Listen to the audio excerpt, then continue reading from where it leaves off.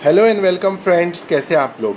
दोस्तों, आपको आज मैं डिस्कस करूंगा रेरा रजिस्ट्रेशन जो है एज अ एजेंट, क्या पेपर्स लगते हैं और क्या प्रोसेस है।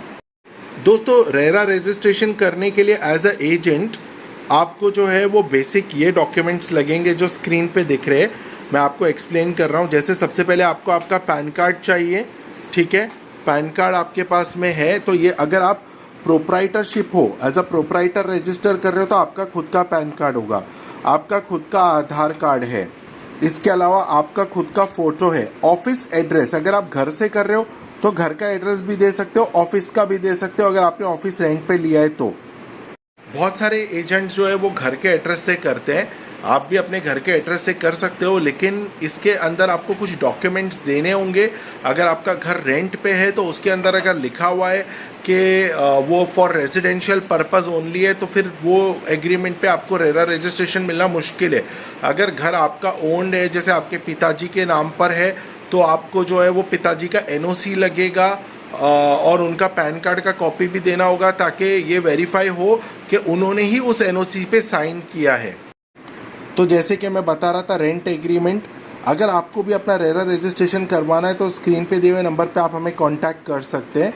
अगर आप जो है वो रेंट पर हो तो रेंट एग्रीमेंट, और इलेक्ट्रिक बिल कंपलसरी है, चाहे आप रेंट पे हो या आपके पिताजी के नाम पर है या आपके नाम पर है, इलेक्ट्रिसिटी बिल कंपलसरी है।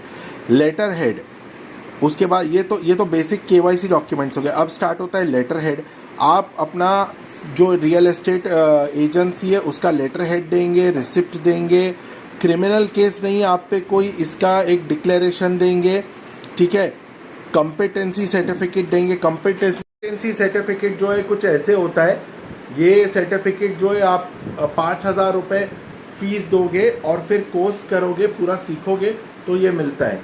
अगर आपको लेटर हेड, रिसिप्ट, इसका फॉर्मेट चाहिए तो आप स्क्रीन पे दिए हुए नंबर पे मुझे कांटेक्ट कर सकते हो। अगर आपने इनकम टैक्स रिटर्न फाइल किया है तो अच्छी बात है, उसकी कॉपी चाहिए पिछले 3 साल की। अगर नहीं किया है तो डिक्लेरेशन चाहिए। ये डिक्लेरेशन का फॉर्मेट भी मैं आपको दे दूंगा, आप जो है ये नंबर पे हमें कांटेक्ट कर सकते हो।